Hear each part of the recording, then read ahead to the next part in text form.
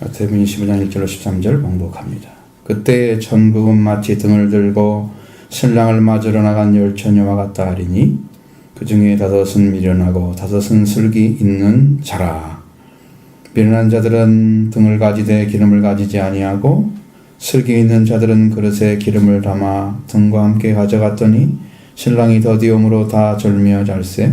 밤중에 소리가 나되 보라 신랑이로다 맞으러 나오라 하매 이에 그 처녀들이 다 일어나 등을 준비할세.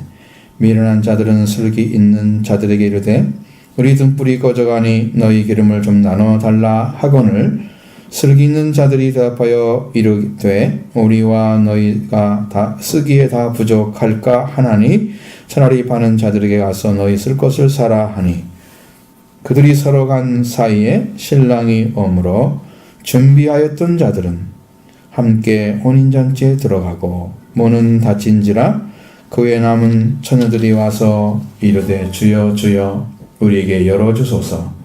대답하여 이르되 진실로 너희에게 이르노니 내가 너희를 알지 못하노라 하였느니라. 그런즉 깨어 있으라. 너희는 그 날과 그때를 알지 못하느니라. 아멘. 2017년도는 오늘부터 대강절이 시작된 것입니다.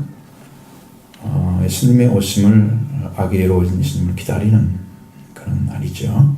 그런 시간들입니다. 오늘날 예수님을 오심을 기다리는 것이 아닌 예수님을 영접하고 다시 예수님을 기다리는 것. 그래서 여러분이 가지고 있는 영적인 상태에 따라 다르겠죠. 아직 영으로 영접하지 아니한 예수님 영접하지 않은 성도들은 영접하기 위해서 대망하고 기다리는 시간. 자, 영접한 자들은 예수님의 다시 오심을 기다리는 시간. 이미 성령으로 오셨습니다. 우주적인 재림을 얘기하죠. 기다리는. 그래서 어떻게 준비를 해야 되나 하는 것에 대해서 여러분 하나님께 주시는 말씀이 있습니다. 여기에 나타나는 25장에 나타나는 비유는 세 가지가 있는데 그것들은 다 비유로 되어져 있습니다. 비유란 말이 무슨 말인가 정확하게 이해를 하실 필요가 있죠. 비유란 말은 패러블 영어로 이렇게 되어 있죠. 마샬이라는 말은 히브리어로 마샬 이렇게 되어 있는데 원래는 그 패러블이 파라볼레라고 하는 그리스어에서 나온 거예요. 옆에 두다 이런 뜻을 가지고 있습니다. 일상적인 그런 경험을 기초로 해서 잘 알려지지 않은 그것, 보이지 않는 그것을 역시 보이는 것처럼 설명하려는 방식이 비유는 거죠. 그래서 보이지 않는 것을 보이는 것을 설명하기 위한 것인데 하나님의 나라와 같이 보이지 않는 것을 보이는 것을 설명하는. 아직 이루어지지 않았어요. 예수님이 오셔야 되는데 오시지 않은 것을 설명하려니까 어떻게 오신다 하는 것을 나타내는 방식이 없으니까 그것을 설명하기 위해서 보이는 방식으로 가져다가 설명. 옆에 두는 거죠. 자, 옆에. 이거 진짜가 있는데 옆에 두는 거예요. 요걸 보면 요거 짐작할 수 있죠. 이거예요. 이거 보면서 이거 보는 거예요. 그거예요. 이를테면 이제 하나님 나라를 설명할 때 씨라는 단어로 설명해봐요. 들여다본 영역이죠. 하나님 나라는 따로 있고 씨는 땅에 떨어지는 거예요. 아무 상관이 없는 것처럼 보이죠. 근데 그 하나님 나라가 어떻게 번성해 가는지 그것을 씨로 설명해 준다고 말해요. 속성, 활동성 이런 것을 나타내는 방식이다. 그래서 비유가 제일 중요한 이유는 영적인 것이잖아요. 근데 그걸 나타내 설명하기란 굉장히 어려운 거예요. 여러분에게 제가 말씀드린 것처럼 설명이 안 되는 것도 있다고 그랬죠. 그런 말로 표현이 안 되는 거예요. 이 땅의 말은 한계가 있어가지고 그 이해력이 너무 부족하거든요. 그러니까 이성적인 것에 필요한 것만 있으니까 그 하늘나라의 말을 할 수가 없잖아요. 그래서 영적인 것을 지식을 알지 못하는 자들에게 하나님 나라는 보이지 않지만 존재하고 있다는 것을 가르쳐 줄 때 이 씨와 같이 살아있는 생물체를 통해서 그걸 보여주는 거예요. 자, 예수님의 재림도 어떻게 재림하시는지 모르죠? 그것을 어떻게 재림하시는 방식을 어떤 모티브를 갖다가 알려주는 거죠. 자, 이 말씀을 알지 못하면서 말씀을 듣는 자들은 있습니다. 그러니까 하나님께 예수 그리스도께 예수를 믿고 들어오지 않은 사람들이 이 예수님의 말씀을 들어왔어요. 그들이 말씀을 함부로 해석하거나 이래 못하게 해서 비유도 해요. 그런 방식도 있습니다. 비판하려고 듣는 사람 있죠? 자기가 해석해봤자 예수님이 해석한 해석의 방식에 들어가지 못하면 그걸 뭐라고 비방할 수가 없어요. 그 비판이 불가능한 거야. 그것을 위해서도 비유를 줍니다. 어떤 사람들이냐? 그들이 깨달으면 안 될 사람들이죠. 듣기는 들어도 알지 못하고 보기는 보아도 보지 못하고 마음으로 깨달고 고침받지 못하가 그렇게 버림받은 사람들이 와가지고 저 말씀 좀 트집 잡아서 무슨 일 좀 만들어야 될 텐데 이렇게 하고 있는 사람들에게는 알아듣지 못하게 해서 비유를 주는 거예요. 그들은 또 다른 방식의 비유. 우리에게 주는 비유와 달라요. 그래서 이 말씀을 주님께서 다시 해석해 주지 않으면 저들도 깨달을 수가 없었습니다. 많은 말씀들을. 그래서 마태복음 13장에는 계속 2번 정도는 예수님이 직접 해석을 해주는 거예요. 이건 이거다 이렇게. 그럼 해석의 방식을 우리가 알 수 있겠죠? 뭐 이건 이걸 말하는구나, 이걸 말하는구나. 그래서 알레고리컬적 해석이 이루어지는 거예요. 근데 오늘 보유는 설명하지 않았습니다. 그러면 누가 알려줘야 되나요? 지금은 성령께서 오셔서 알려줘야 되지. 그렇지 않으면 알 길이 없어요. 보편적인 해석이 가능합니다. 보편적 해석은 가능합니다. 그러나 깊은 진리는 알 수가 없습니다. 오늘 절조의 비유도 주님께서 해석하지 않기 때문에 성령이 열어주셔야 된다는 거예요. 그러니까 여러분도 그렇게 음성이 들려지기를 바랍니다. 먼저 1절입니다. 그때의 천국은 마치 등을 들고 신랑을 맞으러 나간 열 처녀와 같다 하리니. at that time입니다. 그때. 그러면 언제냐? 그러면 그때. 자, 그때가 딱 된다면은 그 어느 시점을 얘기하는 거지 정확한 시간을 말하는 건 아니에요.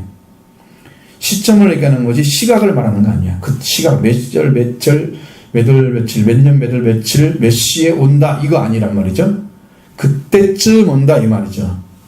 그게 at that time이야. 그때쯤 예수님이 강림하실 때쯤 일어나는 일들이에요. 천국은 마치 등을 들고 신랑을 맞으러 나간 열 처녀와 같다 그랬습니다. 신랑을 맞으러 간 열 처녀 같다는 이것은 비유죠. 신랑은 예수 그리스도를 말하고 있죠. 상징. 자, 혼인잔치에 들어가는 것이 천국에 들어가는 것입니다. 네. 그런데 그래서 천국은 예수님께서 강림하실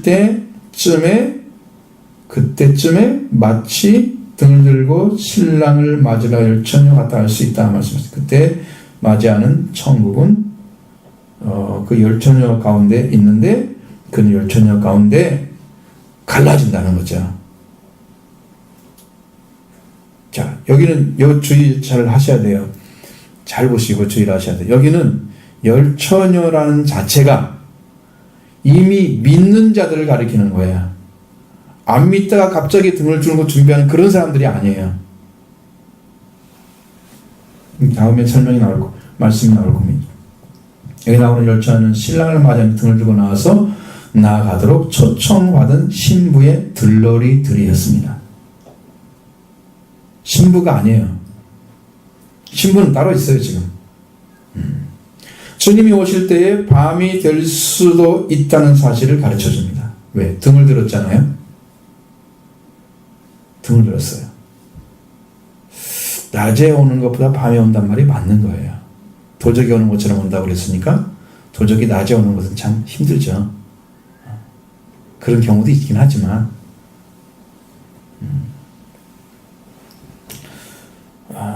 천국은 그래서 주님이 오실 때 밤이 될 수 있는데 천국은 사람들이 잠이 들었지만 아직 깨어있으면서 신랑이 오면 함께 혼인잔치에 들어가기로 초청받은 열 처녀와 같다. 그거예요. 열 처녀 비유는 내 결혼식을 모티브로 해서 예수님께 재림에 대해서 어떻게 참여할 수 있는지 참여하지 못하는지를 확실하게 알려주는 비유입니다. 자, 유대인은 결혼식에는 몇 가지 절차를 가지고 있습니다. 일반적으로 신랑은 몇몇 친구들과 함께 자기 집을 떠나서 신부를 데리러 신부 집에 갑니다. 처음 이게 가는 거예요. 그리고 신부 집에서 유대교의 의식을 합니다. 결혼 예식이죠. 우리로 말하면. 그리고 예식을 다 하고 여러 가지 예식이 다 있어요. 거기 순서들이. 그것이 다 맞춰지면 해가 집니다. 해가 질 때쯤 신부를 데리고 신랑이 자기 집으로 돌아가는 거예요. 뭐 하려고요? 잔치하러. 그때부터 잔치가 시작되는 거예요. 예식은 신부 집에서 하고 잔치는 신랑 집에서 하는 거예요. 그게 유대인의 방식입니다. 잔치는 며칠 동안 돼요. 이틀도 할 수 있고 일주일도 할 수 있습니다. 큰 집들은 많은 사람들이 아는 사람들이 많을 테니까 많이 오는데 또 이틀에 딱 끝나고 아는 사람이 있을 거 아니야. 그러면 그들은 데리고 와야 될 거 아니야. 그러니까 하기 위해서 더 많은 날짜를 필요로 하죠. 부잣집 같은 경우는 그렇게 합니다. 근데 드문 경우에는 신랑 집이 매우 멀어가지고 신부를 데리고 밤새도록 가도 못 갈 집이 있어. 그런 집은 신부 집에서 하기도 했다 그래요. 여기는 보편적인 말씀이니까 지금 신부를 데리고 신랑 집으로 가는 거예요. 잔치하러. 자, 이렇게 공식적인 잔치를 통해서 두 사람이 비로소 결혼이 성립이 됐습니다.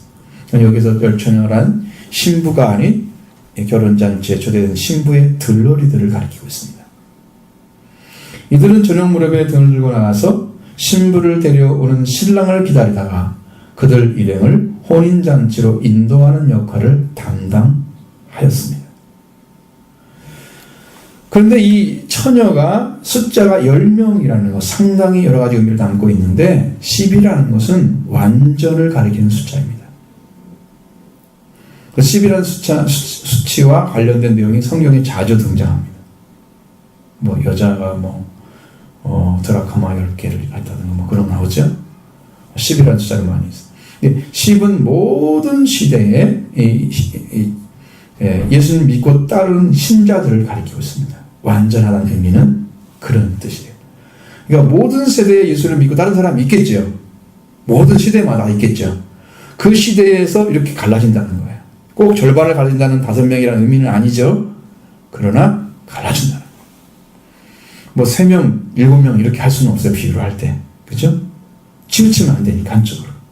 믿는 사람이 더 많네? 떠는 사람이 더 많네? 이렇게 알려드리는 목적이 아니기 때문에 그냥 5-5을 갈른 거예요. 그 구원을 몇 사람한테 알 수 없습니다. 그것은 우리가 해결하는 방법은 없어요. 그래서 이 세상 사람으로부터 구별돼서 예수님의 재림을 기다리는 공동체, 그 역사적 교회를 예시하는 주님의 순결한 처녀들이 10이라는 열처녀라는 것으로 나타난 거예요. 그래서 예수님의 재림은 언제 이루어질까? 그것은 우리가 생각하면 안 되죠. 왜냐하면 약속들이 이루어지기 때문에. 언제, 며칠, 언제쯤 와요? 이렇게 물어보는 사람이 있다면 성경대로 주님이 정한 시간에 와요. 그렇게 알려줄 수밖에 없어요. 시간이 안 나와 있으니까. 그렇습니다. 그거부터 앞서야 될 것은요. 예수님이 오신다는 약속의 말씀이 있는데 예수를 기다리며 살아왔던 역사에 많은 그리스도인들이 있었다는 거죠. 항상 예수님의 오심을 기다리는 신앙이 참된 신앙이었습니다. 당시에도. 그리고 지금도 역시나 예수님을 오심을 기다리는 신앙이 참된 신앙입니다. 그것이 있었을 때만 우리가 정신을 차리고 말씀에 따라 살아가는 거예요. 주님이 언제 오실지 모른다. 그러니까 우리도 마음 살자. 이렇게 그 악한 종이 생각한 것처럼 때를 자기가 정하고 늦게 올 거야. 내 마음대로 살자. 그렇게 되면 안 되는 거예요. 모른다고 해야지 정확하게 모르는 것이기 때문에 더 열심히 준비해서 주님을 영접하는, 그리고 믿음의 생활이 확고해지고 우리가 흔들림 없는 믿음을 가지고 살도록 하시기 위해서 말씀하지 않는 거예요. 그래요. 자신의 생활을 경건하게 하는 것들이죠. 예수님의 재림하신 그 시기를 알 수 없기 때문에 항상 준비해야만 합니다. 예수님이 재림하실 때 예수님을 재림하는 것이 곧 천국에 들어가는 것입니다. 근데 유대인들은 이 기름으로 사용하는 등을 기다란 막대 끝에 매달아서 그걸 치켜들고 신부를 맞으러 신랑의 행로를 이렇게 찾아갔다고 그래요. 이렇게 막대기를 들고 가는 거예요. 그 끝에다가 등을 달고. 우리도 옛날에 그랬을 거래요. 비슷하게. 아니면 등이 큰 것이 있으면 들고 가고. 우리도 옛날에 저기가 이런 전기가 들어오지 않는 시골에서는 그렇게 했었습니다. 기억을 저는 하고 있는데, 이런 등불은 각자가 개별적으로 준비가 됐습니다. 누가 해주는 게 아니었어요. 그리고 만일 등불을 들지 않은 자가 있다면 그는 불청객입니다. 아니면 강도같이 취급받았습니다. 들어올 수가 없는, 같이 서 있으면 안 됩니다. 혹시라도 해칠 사람이니까 그를 내보냅니다. 들어올 수가 없게 만들어져 있어요. 여기서 등은 주님을 재림하신 데 꼭 준비해야 할 것이 있다는 것을 가르쳐 주는 거예요. 등. 자, 정부에 들어가면 신랑을 맞이해야 되겠죠? 그 중에 5은 미련하고 5은 슬기 있는 자들이었다. 2절 말씀 보겠습니다. 그 중에 5은 미련하고 5은 슬기 있는 자라. 아멘. 미련하다고 하는 것은 어리석은, 무둔한 그런 말입니다. 잘 생각하셔야 돼요. 어리석다는 것은 슬기롭지 못하고 둔하다는 뜻이 들어있습니다. 둔하다는 말이 그 뒤에 따라와요. 많은 말씀을 들었는데도 완전하게 준비되지 못하고 있는 그는 슬기롭지 못하고 둔한 자리에 있는 자입니다. 지금 영적으로.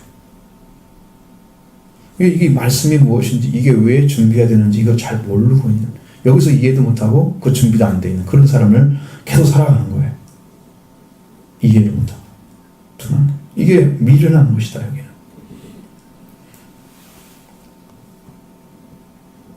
자, 둔하다는 말 자체가 그래요. 아주 깨우침이, 여기 속도가 늦어요. 말을 알아듣는 것도 없고요.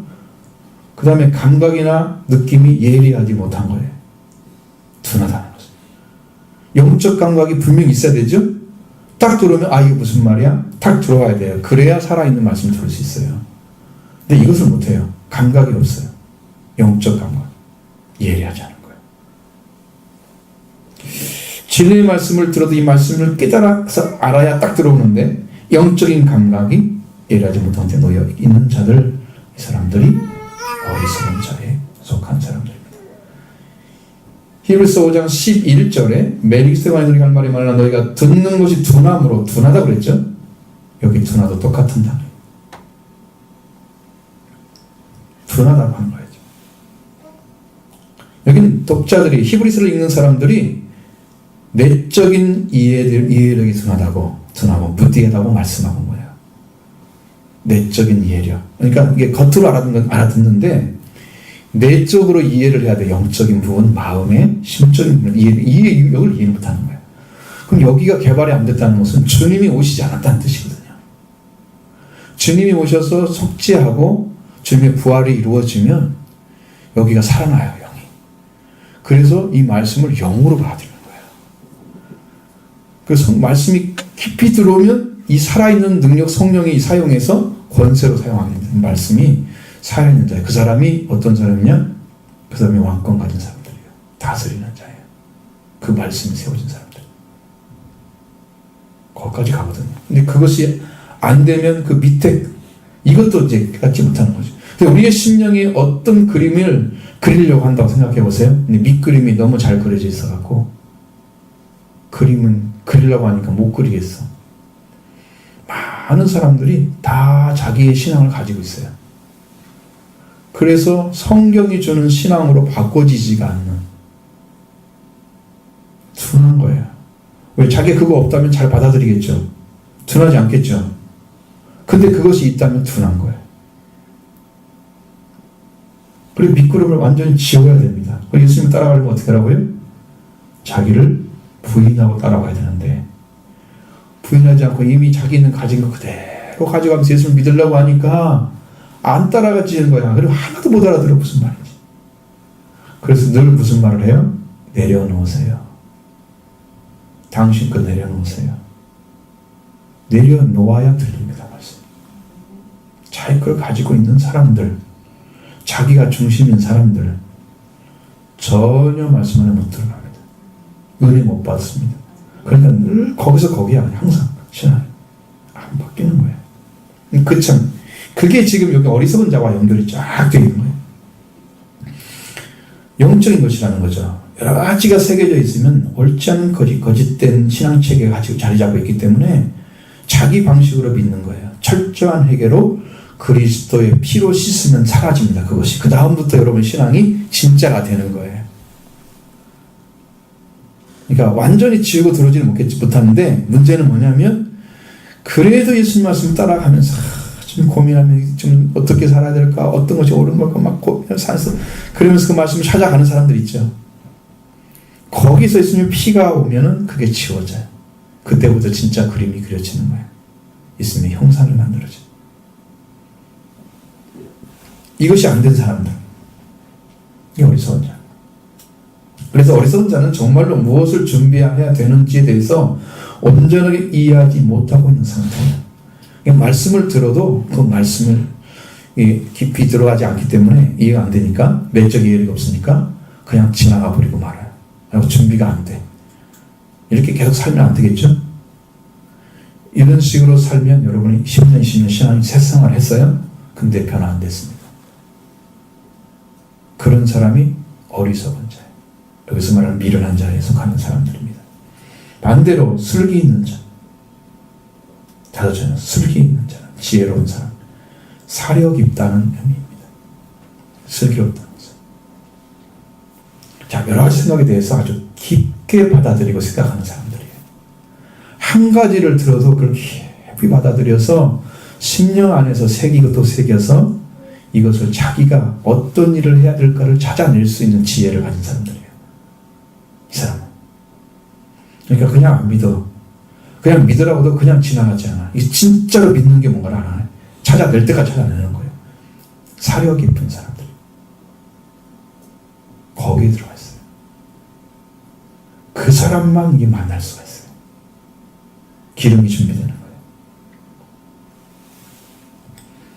그래서 무엇을 준비해야 되는가, 무엇을 위해서 어떤 걸 준비해야 되는가, 이것을 확실하게 알고 있습니다. 사람.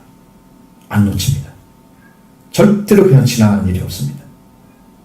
이것은 필수불가, 이건 있어야 되는 거구나. 그러면 그것이 있을 때까지 찾는 거예요. 우리 성경에 보잖아요. 찾을 때까지 찾아야 된다고 하잖아요. 그죠? 찾아질 때까지 찾아야 되는 거예요. 도마음 15장의 세 가지 비유는 다 마찬가지였어요. 찾아질 때까지 찾는 거예요. 이건 우리 입장에서. 그럼 우리가 하나님께 구하면 하나님의 뜻에 맞는 것이기 때문에 아버지는 그걸 주기를 원하시죠. 이미 준비가 되어 있습니다. 그래서 하나님 주시는 거죠. 그렇다면 미련한 다섯 처녀와 슬기 다섯 처녀가 준비한 것이 어떤 것이 어리석은 것이 어떤 것이 사력이 있는 것일까? 3절로 4절 보겠습니다. 미련한 자들은 등을 가지되 기름을 가지지 아니하고 슬기 있는 자들은 그릇에 기름을 담아 등과 함께 가져갔더니 아멘. 어리석은 자들은 등을 가지되 등 기름을 가지 않았다. 슬기 있는 자들은 그 그릇에 기름을 담아 등과 함께 가져갔다. 이게 차이래요. 이게 어려운 건가요? 자, 이 차이가 어리석은 자, 슬기 있는 자 차이의 핵심입니다. 네? 그저 믿고 신앙생활에 맞추어져서 있는 사람들, 무엇이 필요한지 생각하지 않고 있는 사람들, 그냥 신앙생활 하는데 극복한 사람들. 왜 자꾸 말씀을 듣고 죄의 속량, 부활의 주님 영접하고 이렇게 성령을 받으라고 하는지에 귀를 기울이지 않고 있는 자들, 이 말이 안 들리는 거예요. 준비가 안 되죠. 아무리 들어도 그것은 나의 부담이야. 그냥 괜히 나한테 힘들게 하는 거야. 그냥 편하게 예수 믿으면 구원만 더 알려주면 좋겠는데 왜 그렇게 복잡하게 얘기해줘? 나는 안 들을 거야. 이렇게 가는 거예요. 성령 받으라고 왜 자꾸 말을 해줘? 그 말에 귀를 안 기울이는 거예요. 설교지 못하고 둔한 상태 자들이죠. 이것은 왜 준비하라고 깊이 생각해보지 않습니다. 이것이 없어서는 안 되는 것이구나. 이것만은 준비해야 되나? 꼭 준비해야 된다. 이 진리를 발견하지 못했습니다. 그는 잠자는 자입니다. 영이. 그래서 아무 상관이 없는 거예요. 준비해도 되고 안 해도 되고 아무 상관없는 거예요. 어리석은 자들. 여러분, 죄의 성령과 몸의 성령까지 받아야 우리 구원이 완성되죠? 신부가 되는 것은 아들의 옷과 왕의 옷을 입혀주는 것, 거기까지 가야지 신부가 딱 되는 거예요. 그러면 예수님의 신부가 돼야 하는 거예요. 여기는 신부에 대해서 얘기했습니까? 신부의 들러리에 얘기했습니까? 신부의 들러리입니다. 신부는 아니에요. 이거 구분하셔야 돼요. 성경이 무엇을 얘기하는지. 이제 무엇을 알고 찾아 들어가서 그걸 찾아냈을 때 여러분은 천국의 기쁨을 찾은 기쁨을 맛보게 될 거예요. 이 은혜를 입게 되면, 야, 내가 이 자리에 세우려고 하나님께 그러시는구나. 왕과 아들의 옷을 예수님이 입고 오셨어요. 그러니까 같이 입어야 돼요. 격이 같아야 결혼식이 이루어지는 거예요. 천국에서는. 응? 이 땅에서도 결혼식 할 때 너무 부자와 가난한 자가 하면 잘 안 되죠. 여러 가지 문제가 생길 수 있죠. 나중에 처음에는 좋아서 할 수 있지만 시간이 지나면 문제 생깁니다. 이게 되게 이제 부잣집에 시작한 여자들이 조금 좋은 직장에서 이렇게 뒤에 있다가 가잖아요. 20년 못 견디고 거의 다 쫓겨납니다. 그때는 좋았죠. 그때는 가정하다 안 보고 그 사람만 봤을 거 아니에요? 시간이 지나면 그래요. 그러니까 격이 있으려고 하면 우리도 예수님의 격처럼 완전하게 영적을 입어야 돼요. 죄의 성령, 몸의 성령, 그래 아들의 옷과 왕의 옷을 입혀주는 사람들. 그래서 드레스가 완성되는 거예요. 신부의 드레스가. 이걸 가지고 있어야 돼요. 이것은 이제 한 단계 높은 거죠. 들러리가 아니죠. 자, 우리가 상식적으로 등이 있으면 무엇이 있어야 된다고 생각하십니까? 그래, 기름은 있어. 불이 둘 다 켜졌잖아. 여분의 기름이 없는 거예요. 신앙은 풍성해야 됩니다. 넘쳐야 됩니다. 그래서 성령의 충만을 받으라고 합니다. 성령만 받으라고 하면 안 됩니다. 그건. 충만이 아니면 넘치도록 부어져 있지 않으면 이게 다 써버리면 없어지는 것이라고 생각한다면 이것은 여러분이 소유하고 있을 때 성령의 충만함을 계속 받는 거예요. 미완성으로 되어 있어요. 에베소서 5장 18절에는 성령은 충만함을 받으라. 미완료되어 있어요. 계속 완성되지 않은 거야. 성령의 충만함은 계속 받아야 되는 거지. 완료로 되어 있으면 한 번 받으면 끝이야. 그럼 기도 안 해도 되겠네. 한 번 받았으니까. 그렇지 않아. 계속 받아야 되는 거야. 계속 받아야 되는 거야. 등은 어떻게 돼요? 각자 준비해야 됩니다. 많은 사람들이 이게 지금 불이 켜져 있으니까 기름이 있으나 없으나 지금은 괜찮습니다. 지금 은혜 받고 말씀 좀 와 있으면 그냥 편안하니까 난 예수 믿는 거 괜찮아. 이렇게 안심하는 사람들이 이 어리석은 자에 들어갈 가능성을 충분히 가지고 있는 사람들이에요. 등은 각자 준비해야 되고 기름도 따라서 각자 준비해야 됩니다. 그러면 우리들의 신앙은 결국 같은 신앙으로 하지만 개인적 관계로 하나님께 들어가는 거예요. 우리 가족이 믿음이 좋으니까 다 괜찮아. 이런 거 아니에요. 우리 부모님이 아브라함이야. 그래 나는 괜찮아. 그런 거 아니에요. 아브라함도 이삭의 아들만 하나님께 바쳐지고 하나님이 받은 자식만 하나님이 핏줄로 사용했어요. 그 다음에 아브라함이 아들을 많이 낳았어요. 그들을 통해서. 그 사람들은 핏줄에 들어오지 않았습니다. 안 사용합니다. 마찬가지예요. 하나님께서 그렇게 사용하셨어요. 개인적으로. 그래서 같이 은혜를 받고 성령을 받는 일을 같이 할 수 있습니다. 하나님 일이. 여기서 은혜 받고 여기서 같이 은혜 받고 막 열심히 기도해서 단서서 막 너도 성령 받고 막 은혜 충만해서 성령 받을 수 있습니다. 성령 충만 받을 수 있습니다. 근데 각자가 받는 거예요. 근데 오순절에는 어땠어요? 한 자리에 다 왔죠. 그러니까 같이 받을 수 있습니다. 그런데 각자 개인에게 다 있다고 그랬어요. 각각 개인에게 불의 혀처럼 갈라지는 것이 와서 임하여 있다고 그랬어요. 각각이에요. 혼자만 그렇고 어떤 사람 옆에 있었고 이거 아니에요. 다 개인적이에요. 같이 있어도. 내가 천국 들어간 사람 다리 잡고 같이 간다는 사람 가면 안 되는 거지. 믿음 좋은 사람 옆에 있다고 그냥 구원받는 거 아니에요. 한 사람은 가고 한 사람은 남고. 똑같아요? 같이 믿은 사람 좀 있었으니까 그 사람 붙잡고 될 것 같은데 안 된다고 말해 그게. 여러분 개인적인 거다 신앙. 슬기는 자는 그릇에 기름을 담아 함께 가져갔다. 이들은 준비한 기름, 감람류, 올리브유입니다. 그걸 가지고 왔습니다. 많은 성경에서 기름을 성령으로 표현하고 있습니다. 겉으로 들어는 상징적인 것이죠. 기름을 사용했던 것이죠. 실제로 구약에서는 기름 부었을 때 영이 임했던 성령이 나옵니다. 성령이 사무엘상 16장 13절에 다윗이 사무엘이 기름불 병을 가져다가 그의 형제 중에서 그에게 부었더니 이날 이후로 다윗이 여호와 영에 크게 감동되니라. 실제로 기름을 부었는데 성령이 임하신 거예요. 기름은 그렇게 되어 있습니다. 기름은 그렇게 사용했습니다. 구약에서. 그래서 그걸 말하면서 기름을 성령으로 이야기를 하는 거죠. 다윗에게 올리브유를 부었고 너는 하나님께 속한 자라고 성별해 주었습니다. 네, 다윗이 여호와의 영에 크게 감동됐다. 그날 이후로부터 성령 충만이 안 됐죠. 크게 감동됐으니까 아주 강력하게 온 거예요. 영이. 그 다윗의 심령 안에는 영이 함께하는 사람. 그 평안함, 그 기쁨, 이걸 가지고 사는 거예요. 그러니까 기름을 용기에 담아서 가져갔다는 것은 사려 깊은 사람입니다. 무슨 일이 생겨도 대처할 수 있는 준비를 했다는 거예요. 슬기 있는 처녀들은 이것을 볼 줄 알았습니다. 예상하는 거예요. 늦게 오면 어떡하지? 신랑이? 그랬구나. 그럼 더 준비해야 되지. 그게 슬기롭대요. 여러분, 이건 상식 같은데 우리 생각에는 성경에는 그렇게 보지 않습니다. 이건 영적인 것이기 때문에 그렇습니다. 보이는 것이 아니고.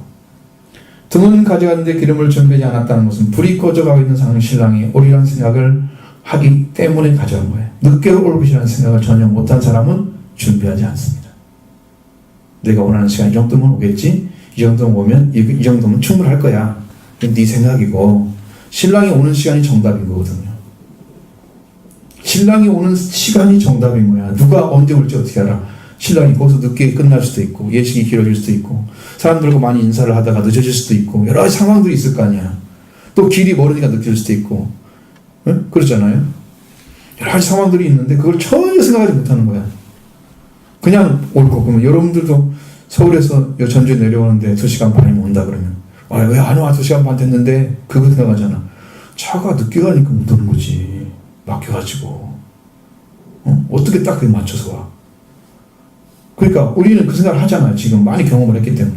영적인 게 그게 있어야 되는 거야. 주님이 언제 오실지 모르면서 내 예상대로 맞춰놓으면 그때는 이제 그때가 넘어가는 그 사람은 없는 거야 이게. 예, 그 뒤에 그 말씀이 나오죠. 미르는 다섯은 등을 가지되 기름을 가지지 아니하고 극명히 갈라지죠.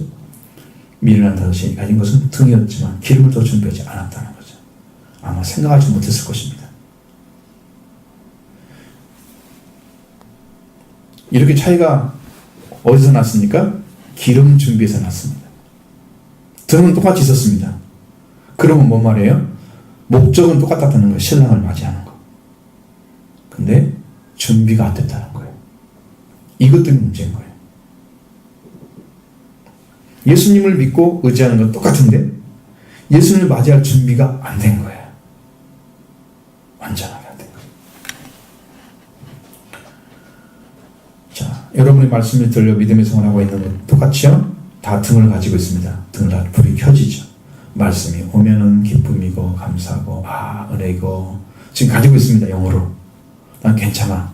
난 준비된 거야. 그렇게 생각하는 게 오산하는 거예요. 충만하게 오셔야 됩니다. 풍성하게 임해야 됩니다. 그렇지 않으면 준비 안 된 거예요. 지금 불 켜진 걸로 끝이 아니에요.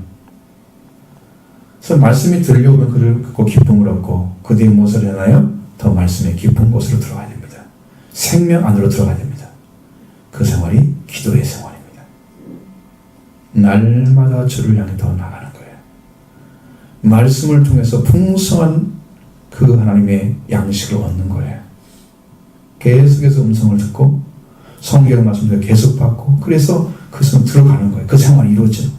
베드로 사장에서 새 생활을 시작할 때 첫 번째가 뭐예요? 기도 생활이었죠. 정신을 차리고 기도하라고 그랬죠.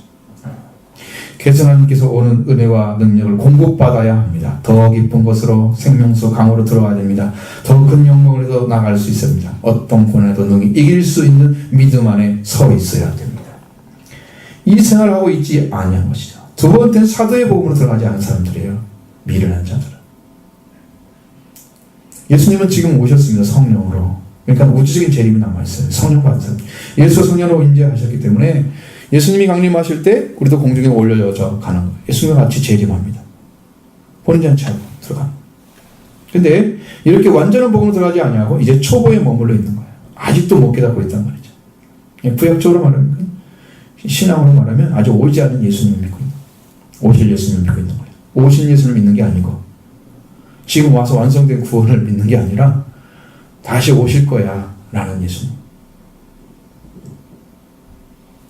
예수님 오실 때에 성령의 충만을 받지 못한 자들은 신랑이 더디었게 되면 어떻게 되겠습니까? 5절에 보겠습니다. 신랑이 더디움으로 다 졸며 잘세. 아멘. 신랑이 온다는 시간이 정해져 있었던 것은 아니었죠. 그런데 예상 시간보다 더 늦게 올 수 있다는 것은 이 사람은 생각하지 못한 것입니다. 분명히 신랑이 더디오니까 그 다음에 기다리다가 밤이 깊어져서 졸음이 오겠죠? 그리고 그 시간이 더 지나가면 잠을 자버리는 상태가 되는 거예요. 그때는 기름을 얻을 수 있는 기회가 있겠습니까? 없습니다.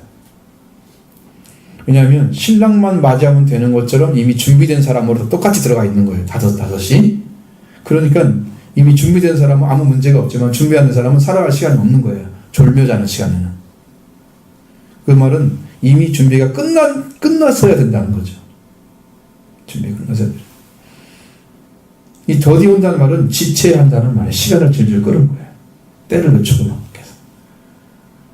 무례하죠. 그러니까 예수님 오신다는 말씀이 지금도 계속 듣지만 여러분 아이고 오신다는 말을 맨날 하니까 그것이 그건 것 같아. 그렇게 듣는 사람들은 지금 이게 둔해진 거예요. 생각이. 그건 성경에 말씀하신 예수님 오신다는 말을 여러분에게 정말로 깨어있는 사람 되기 위해서 계속 말씀하시는 거예요. 그것에 살아있는 사람 신앙들은요 불타올라요. 재림을 기다리는 사람들은. 우리는 재림교는 아니에요.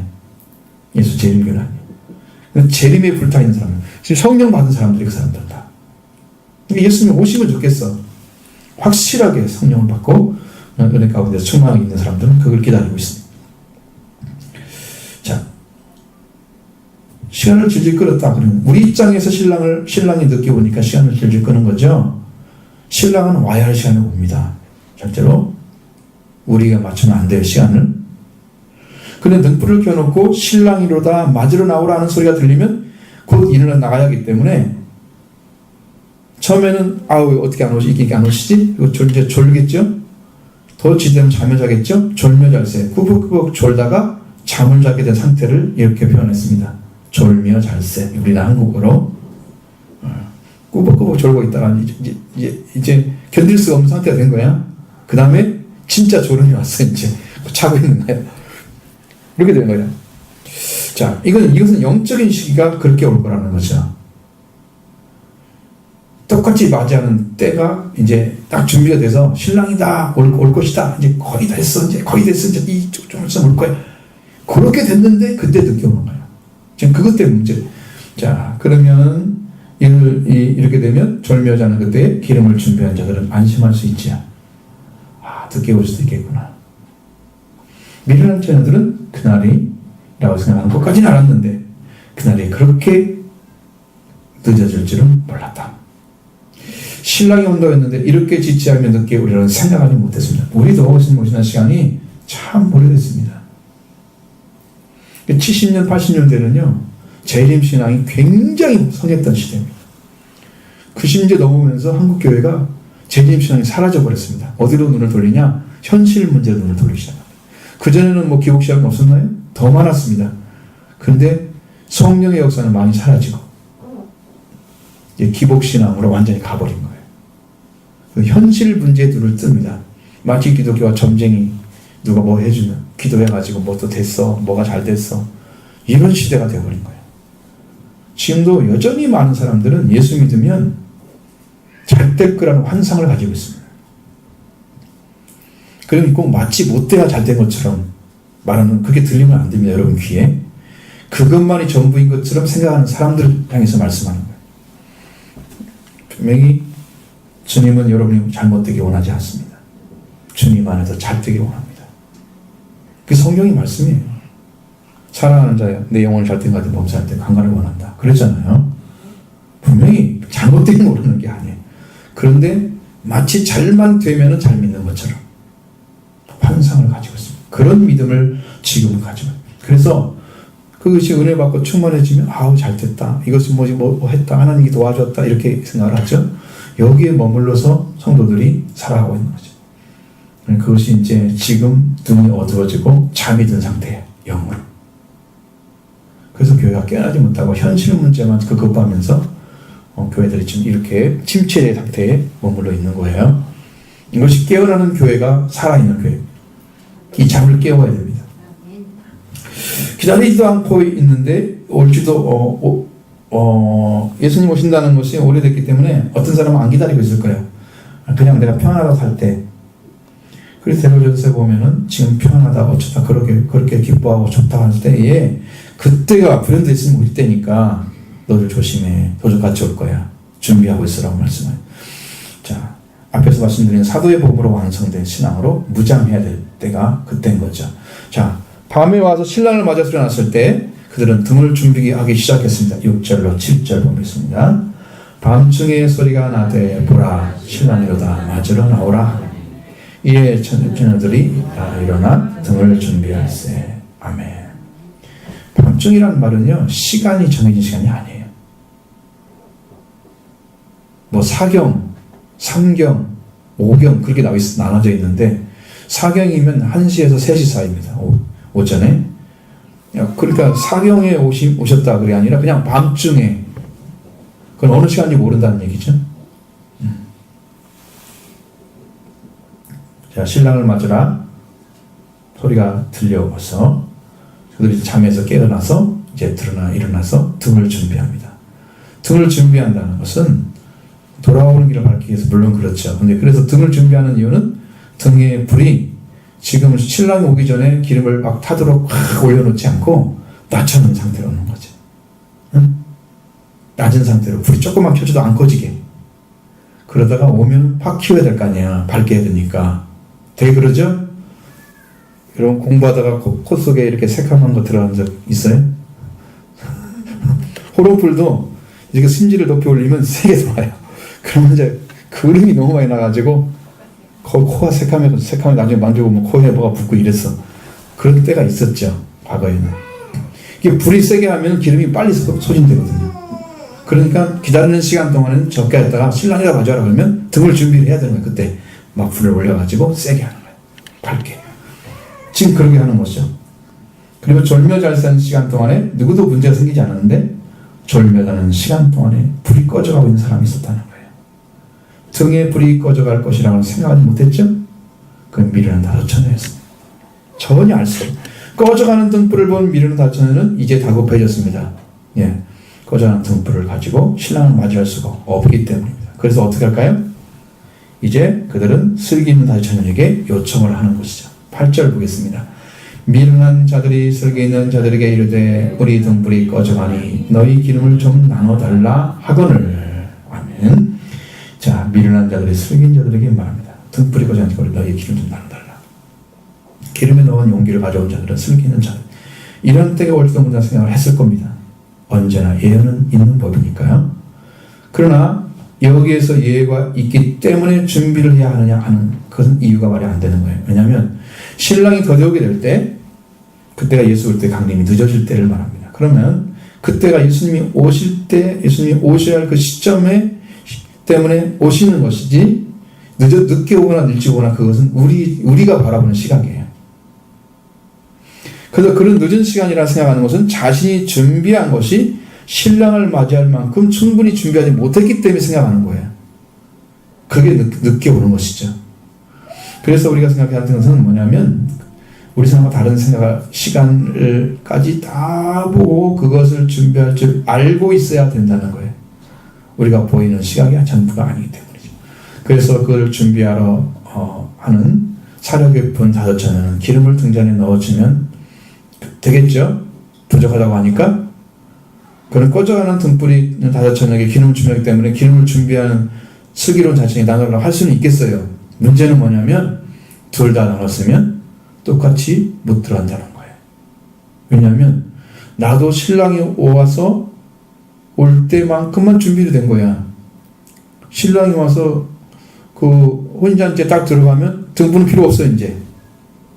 그러니까 그때까지 충분하게 내가 필요한 양만 준비하는 거야 개인적으로. 만약에 없는 사람 주려고 준비했다면 더 큰 걸 준비해야 되겠지. 그러면 기름이 등불보다 더 크게 가져갈 거 아니야. 어떻게 들고 다녀 이것을. 그렇게 될 수는 없는 거예요. 여러분의 영적인 것도 여러분은 지금 이 말씀이 살아있죠. 은혜가 와있죠. 사랑이 와있죠. 근데 거기에 필요한 준비는 성령으로 계속 공급을 하는 거야. 그래서 미완료야. 계속 받는 거야. 계속. 그렇지? 어느 순간에 몽땅 한 번에 넣어가지고 그걸 같이 쓰는 게 아니야. 네? 몽땅 넣어가지고 충만하게 했다는 의미가 그게 어느 순간에 많이 받아가지고 나중에 나눠주는 그런 것이 아니야. 그러면 개인적 신앙이 아니고 공동체 신앙이게 그럼 여기에 은혜 많이 내려주시죠. 꽉 채워놨다가 다듬 주게요. 그게 되는 거예요. 그렇게 될 수가 없어. 왜? 다 개인적으로 영적으로 임하기 때문에 준비가 안 되는 거예요. 개인적 신앙. 자기 것만 준비한 거야. 왜 남의 까지 준비를 해? 못하지. 그거 준비가 안 되는데. 내게 있는 거 내게 주는 것은 뭐 먼저요?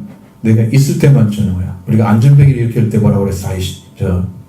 베드로가 자기가 가진 것을 주는 거였어요.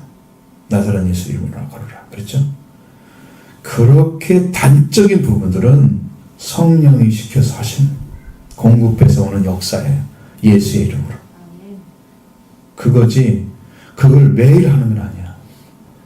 베드로가 매일 끌고 있다가 그런 말은 안 써 있어. 슬기 있는 5천은 이렇게 말합니다. 9절을 보겠습니다. 슬기 있는 자들이 대답하게 이르되 우리가 너희가 쓰기에 다 부족할까 하니 차라리 파는 자들에게 가서 너희 쓸 것을 사라 하니. 아멘. 슬기 있는 자들은 대답이 정직하고 정확합니다. 기름을 나눠줄 수는 있지만 그를 나눠줬을 때는 우리와 너희 쓰기에 다 부족할 것이다. 이걸 이미 아는 거예요. 차라리 파는 자들이 가서 너희 쓸 것을 사라. 지금 기름을 쓸 것을 사러 가는 시간이에요. 신랑을 맞이하는 시간이에요. 신랑을 맞이하는 준비가 안 됐잖아요. 그게 미련한 거예요. 지금 사러 가면 안 되는데 사러 가는 거예요. 가야만 되는 시간이야. 자기한테. 준비하라고 할 때는 언제 그렇게 많은 시간 줬는데 왜 그때는 준비를 못하고 그때 신랑이 오니까 준비하러 가? 여러분은 어떤 애들은 꼭 그 시간에 돼가지고 문제 생겨서 막 부랴부랴 하다가 막 하고 이런 애들 있잖아. 끝까지 말을 안 듣다가 어쩔 수 없이 해야 되는 시간에 갔다가 그냥 억지로 하는 애들 있잖아. 꼭 이런 애들 같아. 말씀을 들으면 지금 시간이 있을 때 준비를 해야 되는 거거든요. 지금 기도할 시간이 있을 때 기도를 해야 되는 거거든요. 예수님이 딱 오셔서 진짜로 신령을 맞이할 시간이면 그때는 시간이 없어요. 기름을 사러 가 어디로 가요? 갈리는. 왜? 그 기름 빠는 목자들도 그 양식 가진 사람들도 다 올라갈 거거든. 여기는 비유니까 이렇게 나오는 거지. 진짜 그때 영적인 시간에는 예수님 오실 때는 살아갈 때도 없어. 그걸로 끝이야. 그것을 아셔야 돼. 여기는 지금 비유기 때문에 얘기하는 거야. 차라리 가라.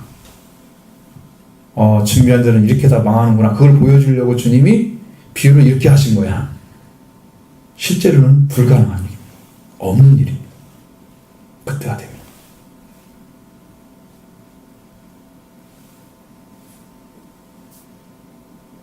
잘 보셔야 돼요. 그래서 사실 신랑을 맞이하는 사람도 각각 개인의 준비한 등을 가지고 맞이하고 등을 준비한 사람은 거기에 기름도 같이 준비해요. 개인이 같이 가서 그리고 함께 참여하는 거예요. 그러나 기름을 가지고 있지 않은 자들은 등불이 꺼져가니까 등불 꺼져가다가 꺼져버리면 불천국 되잖아요. 그럼 거기 참여할 수 없죠. 그러니까 사러 가는 거야 이제. 그나마 사러 가는 거야 그나마. 왜? 거기 가서 있어야 할 자격이 없기 때문에 사러 가는 거야. 그때 참여할 수는 없습니다. 준비한 사람이 신랑이 있을 때 신랑을 맞이한 사람만 혼인잔치 들어갑니다. 그걸 사러 간 사람에서 그 신랑을 맞이하지 못하면 그때는 신랑과 함께 혼인잔치 못 들어갑니다. 그게 땡 그거죠. 탈락입니다. 영적 탈락이 여기서 와요. 두 가지 사람이 신랑을 맞이 못합니다. 첫 번째는 불청객으로 더러운 사람들, 아예 등불 안 가지고 온 사람들, 신앙 가지 않은 사람들이죠. 예수 안 믿는 사람들, 신랑 맞이할 준비 아무것도 안 된 사람들. 이 사람들은 못 옵니다. 두 번째는 등은 준비했지만 기름을 준비하지 아니한 자들은 못 들어옵니다. 두 가지 사람들이에요. 그러니까 이 땅에 믿지 않는 사람들이 예수님 맞이할 가능성은 없어요. 그 다음에 열심히 믿고 신랑 맞이하려고 준비를 했는데 기름 안 준비한 사람들은 못 들어갑니다. 그리고 기름을 준비한 자들은 자신의 쓸 만큼만 준비해요. 누구에 줄 수 있도록 준비하지 않죠. 만약에 줄 수 있다면 아무에도 개인적으로 준비할 필요가 없어요. 한 사람만 있으면 돼. 그 사람 다 준비했다가 예수님 오시면 다 나눠주면 돼. 네? 그러면 되겠죠. 기름 장사를 하지 그냥 차라리 거기다 펼쳐놓고 신랑을 맞이하는데 기름 장사 거기 있겠어요? 기름 장사는 쫙 떨어져 있지. 차라리 파는 사람 따로 있지. 자기는 준비하고 와야 하잖아. 우리가 은혜를 공급해주는 예수 그리스도 이게 필요하죠. 예수 그리스도 외에 또 다른 은혜를 공급해주는 자가 딱 하나 외에가 있었습니다. 여러분 공부하셨잖아요. 그 사람은 스갈에서 나온 두 감람나무입니다. 어떻게 했어요? 기름의 대로를 나눠가지고 감람나무에서 기름이 계속 나오는 거. 그래서 어디다 공급했어요? 등잔대에다 공급하셨어요. 그렇죠? 예외가 딱 있었습니다. 성경에 마지막 때는 이렇게 하실 것입니다. 무한대로 부어주는 감람나무가 올 거예요. 그 은혜를. 두 선지자, 두 증인, 두 감람나무 올 거예요. 그 외에는 예외가 없습니다. 성경에. 아무도 줄 수가 없어요. 모세가 할지라도 바울이 할지라도 그걸 못합니다. 하나님의 법을 전하거나 있어도 복음을 전하는데 끝이죠. 슬기 있는 자 다섯 처녀는 그 자리에서 차라리 그들에게 차라리 파는 자리에 가서 너희 슬거를 사갖고 오라고 말했습니다. 그는 기름을 파는 자들은 올리브를 파는 자들이죠. 그리고 그들 향해서 달려갔습니다. 살아갔죠. 그런데 신랑은 오고 말았습니다. 어떻게 될까요? 10절 보겠습니다. 그들이 살아간 사이에 신랑이 오므로 준비했던 자들은 함께 혼인잔치에 들어가고 문은 닫힌지라. 아멘. 다섯 처녀들이 기름을 살아간 사이 신랑이 왔습니다. 기름을 준비하지 않은 자와 준비한 자를 똑같이 대접받을 수 없죠. 그럼 불공평합니다. 이것은 영적인 기회가 덜하지 않은 자들은 알 수 없었던 것입니다. 그저 신앙생활을 가지고 예배드리고 교회에 오는 것에 그 고백한 사람들은 기름을 준비하지 아니한 자들이요. 어떻게 예수님 오시는 그때까지 꺼져가지 않은 등불을 준비할 수 있겠습니까? 등을 준비할 수는 있을 것입니다. 그냥 기름까지 준비해야 됩니다. 교회에 늘 공급하는 은혜로 혹은 기도로 받았을 거니 그렇게 해서 준비된 자, 준비되지 않은 자가 같이 있습니다. 오늘 신앙생활도 똑같습니다. 준비된 자는 신랑과 함께 혼인잔치에 들어가고 준비되지 않은 자는 혼인잔치에 들어가지 못한 사실을 말씀하고 있습니다. 그래서 그들이 기름을 살아간 사이에 신랑이 왔죠. 준비한 자들은 함께 혼인잔치에 들어갔습니다. 그리고 문이 닫아졌습니다. 문이 닫아지면요, 한 번 닫힌 문은 열려지지 않습니다. 이게 문제인 거예요. 한 번 닫아지면 문은 열립니다. 다윗의 열쇠를 가지신 분이 예수 그리스도거든요. 그 열쇠를 가진 분만 문을 열어요. 생명의 문을.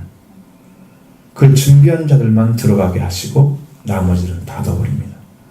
한 번 열면 닫을 자가 없고 닫으면 열 자가 없는 문이 이게 마지막 문이에요. 구원의 문이 닫히면 이제 인류의 모든 사람을 다 지옥에 가야 됩니다. 이게 끝이에요. 기회가 없습니다. 단 한 번도. 그러니까 이게 얼마나 무서운 일이냐면 죽고 사는 문제가 이 한 가지 준비하지 않은 걸로 인해서 결정이 돼서 영원히 죽느냐, 영원히 망하느냐, 영원히 축복받은 세계에 살아가느냐, 복을 받은 자로서 이게 결정되는 거예요. 이 땅에서. 지금 여러분들이 믿고 있는 그 신앙을 통해서 이것이 결정되는 거예요. 그러니까 얼마나 무거운 문제야. 가벼운 거 아니죠. 간단한 거 아니죠. 이건 부담으로 받을 일이 아니에요. 반드시 가져야만 되는, 여러분들이 꼭 가져야만 되는 여러분이 생명과 같은 거예요. 이것은. 그렇게 중요한 문제예요. 신랑이 왔을 때 신랑이 있는 곳에 같이 있는 사람만 들어갑니다. 혼자서 들어갑니다. 신랑이 왔을 때 신랑과 함께 있지 아니한 사람은 들어가지 못합니다. 그리고 문을 닫습니다. 그 닫힌 문은 열 사람이 없습니다. 그 문은 다윗의 열쇠를 가진 분이 닫았기 때문이죠. 자, 읽고 기름을 사랑한 자들이 돌아와서 문을 두드립니다. 11절 봅니다. 그의 남은 처녀들이 와서 이르되 주여 주여 우리에게 열어주소서. 아멘. 그 후 문이 닫힌 후 말이죠.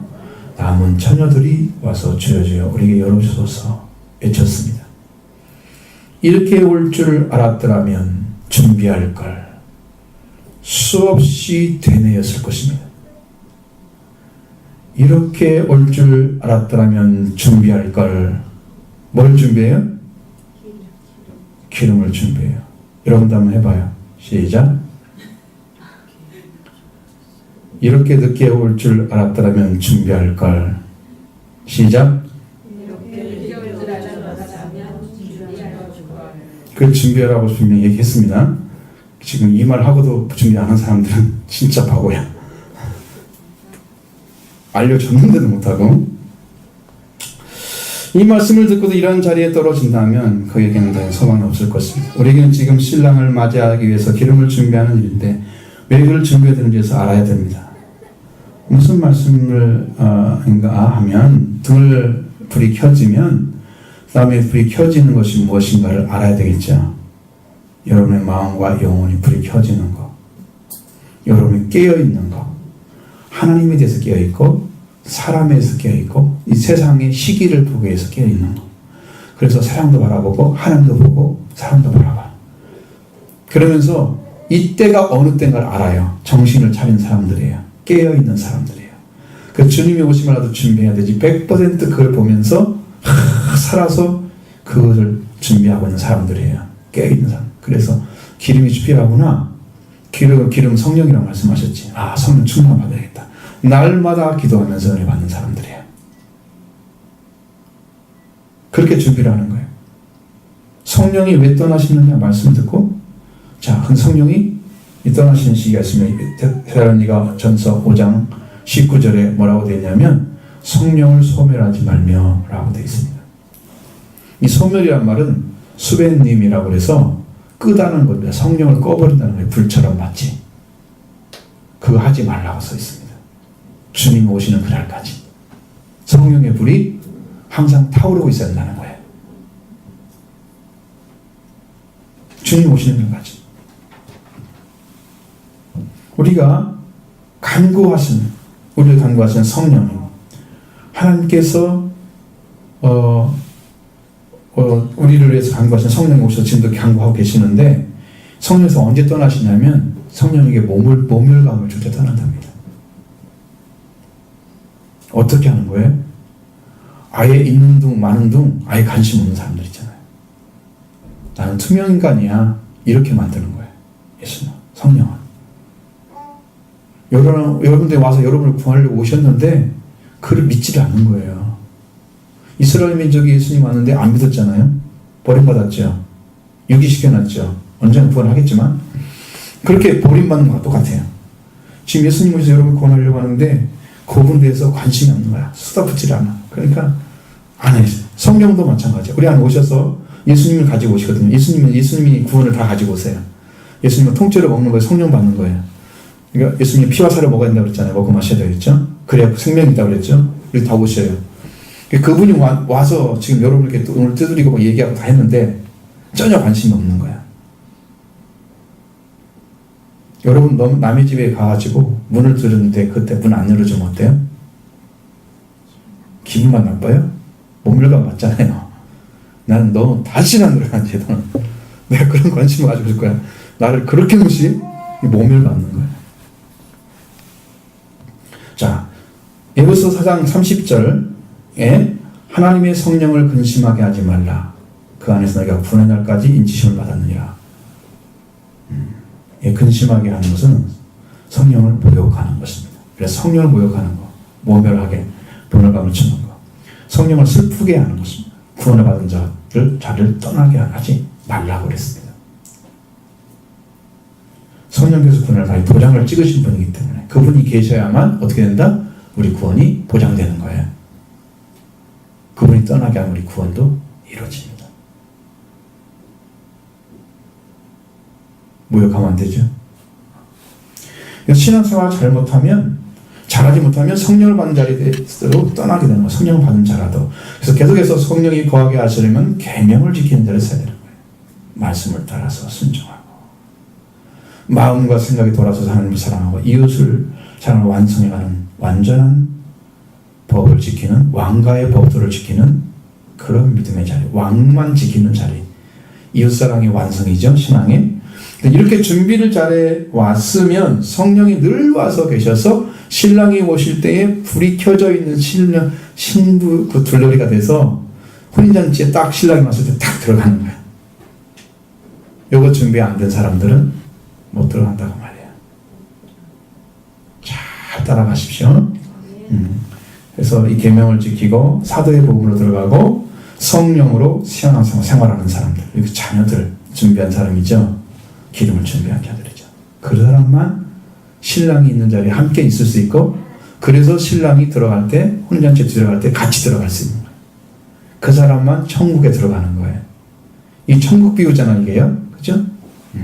이렇게 되는 거예요. 자, 다섯 처녀의 간절한 부르심에 그때 뭐라고 대답이 나왔습니까? 12절 보겠습니다. 대답하여 이르되 진실로 너희에게 이르나니 내가 너희를 알지 못하노라 하였느니라. 여러분, 다섯 처녀는 왜 모른다고 했을까요? 잘 보셔야 돼요. 이것은 신앙을 여러분 생활을 할 때 준비를 하는 기간이 있잖아요. 은혜 받고 막 간구도하면서 은혜를 받으러 막 들어가는 시간이 있죠. 그때 신랑을 알게 된 거예요. 이 사람들은. 아, 신랑이 오시는구나. 그러니까 신랑이 아는 거예요. 그러니까 들러리 세우지, 신부의 들러리를 영접하도록. 그래서 평상시에 기도하고 믿음으로 살아가서 성령 복을 받고 있어 성령 충만을 받으면서 기름을 살아갈 필요가 없는 사람들, 용기에 담아온 사람들이죠. 그 사람들이 되어진 사람들은 그 기름을 지금 담는 과정에서 신랑을 알게 된 거예요. 그 사람들은 어떻게 준비하는가 다 알아요. 그래서 용기를 찾아가지고 거기다 담아서 오는 거예요. 그건 영적으로 여러분이 준비할 겁니다. 근데 이것을 준비한 사람들, 하지 않은 것은 그냥 신랑과 관계 별로 없이 뭔만 하냐면 신앙생활 하고 있는 거야. 그냥 교회 다니고 들어가고 가고 들어가고. 그러니까 교회 다니니까 등불 켜진 것처럼 생각하죠. 신랑과를 준비했다고 생각하죠. 그게 준비된 게 아닌데, 예배가 신랑을 맞을 준비가 다 된다면 여러분이 어떻게 예배를 드려야 돼요? 여기는 날마다 부흥 집회해야 돼요. 날마다. 그러면 교회에서 할 수 있어요. 매일 나오라면 나오겠어요? 나도 바빠요. 왜 그래요? 한 번 사람이 더 많을 텐데. 응? 일주일에 한 번 나오라도 빠지는 사람이 엄청 많은데. 산 사람 중에서. 근데 그런 사람들이 천국에 들어가겠어요? 주일만 나와도 못 지키는 사람들이. 완전 멋져.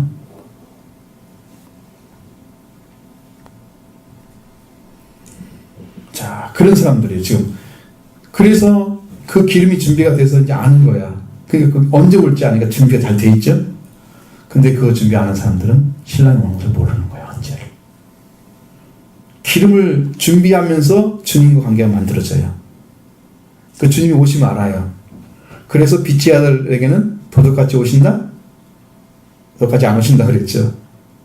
준비 안 한 사람들, 어둠에 속한 자들은 도둑같이 오신다. 그런 거예요. 그래서 이해가 되시죠? 그래서 그렇게 말씀하신 거예요. 근데 이제 그래서 특별한 다자처녀, 믿은 다자처녀는 특별한 주님과 관계가 안 만들어져 있어요. 그래서 준비가 안 된 거예요. 아무도 몰라요. 그러니까 자기 마음대로 준비하는 거야. 이 정도면 되겠지 그냥. 이건 머리로 준비하는 거야. 영으로 준비하는 게 아니고. 호의를 베풀 만한 이유가 전혀 없기 때문에 뭐라고 해요? 내가 진실로 너에게 이르노니 내가 너희를 알지 못하노라. 알지 못한대요. 신랑이 알지 못한다고 얘기해요. 난 너희들 몰라. 왜? 기름을 준비할 때 신랑을 몰랐기 때문이죠. 예수님을 몰랐기 때문에 예수님을 데리고 안 들어가요. 그 은혜 받는 기간 동안에 예수님을 다 알아요. 기름 준비하는 동안에. 예수님 만났어요. 예수님 언제 올지 알아요. 그래서 준비가 다 되는 거야. 그분과 관계가 안 되면 신랑이 거부해요. 난 너 몰라. 넌 도무지 몰라 나는. 거짓은요 비슷하죠? 내가 너를 모르니 난 너를 알지 못한다. 떠나가라. 불법을 행한 자라고. 자, 이 비유를 통해서 무엇을 말씀하시는가 봅니다. 13절 보겠습니다. 그런즉 깨어있으라 너희는 그날과 그때를 알지 못하느니라. 아멘. 깨어있으라는 말은 뭐냐면 깨닫는 말은 잠이나 꿈이나 술기운이 사라져서 정신이 맑아지다는 거예요. 우리는 영적으로 취해있는 상태에서 깨어나야 됩니다. 가장 두려운 것은 잠자는 게 아니고 꿈꾸는 것도 아니고 술 마시는 게 아니에요. 정신이 안 돌아오는 거예요. 오염돼가지고. 자신을 점령해서 어떤 영이 술 취한 자보다 더 추악한 영적인 교만이나 편협된 신앙을 영적 분별을 잃어버리는 자들이 있습니다. 아무것도 모르면서 아는 것처럼 준비도 안 했는데 자기가 똑똑한 것처럼 자기 중심적 신앙 들어간 사람은 이래요. 영적인 교만, 편협한 신앙, 영적 분별력이 없는 자들. 하나님의 성령을 받지 못하고 있는 경우에 해당되는 거예요. 이건 그 사람들 헤어날 수가 없습니다. 그러면서 교회를 다니면요, 교회에서 다니면 나름대로 신앙 가지고 있습니다. 근데 충만은 못 들어갑니다. 예수님 따라하는 게 아니기 때문에. 딱 걸려요. 꿈을 꾸어도 깰 수 있습니다. 술에 취해도 깨어날 수 있죠. 잠을 자도 깰 수 있죠. 인간의 힘으로 할 수 있는 것은 아무 상관이 없습니다. 인간의 힘으로 할 수 없는 것이 문제인 거예요. 영에 취해 있는 사람들, 이 세상의 영, 죄로 오염돼서 죽음에 취해 있는 사람들, 예수님이 오셔서 빛이 비춰야만 알 수 있는 사람들. 그 다음에는 그전에는 이게 어둠 속에 있기 때문에 전혀 이해를 못하고 살아가는 사람들. 그냥 세상에 취해서 세상에 좋은 거 서로 친구 만나서 좋고 옛날 얘기도 좋고 옛날 노래 들어도 좋고 그냥 다 옛날에 취해 있는 사람들이지. 세상에 취해져 있고. 하나님 지금 오셔서 예수님 우리 안에 오셔서 지금 이래야 할 그 하나님을 전혀 모르는 사람들. 이 사람들 깨어있잖아.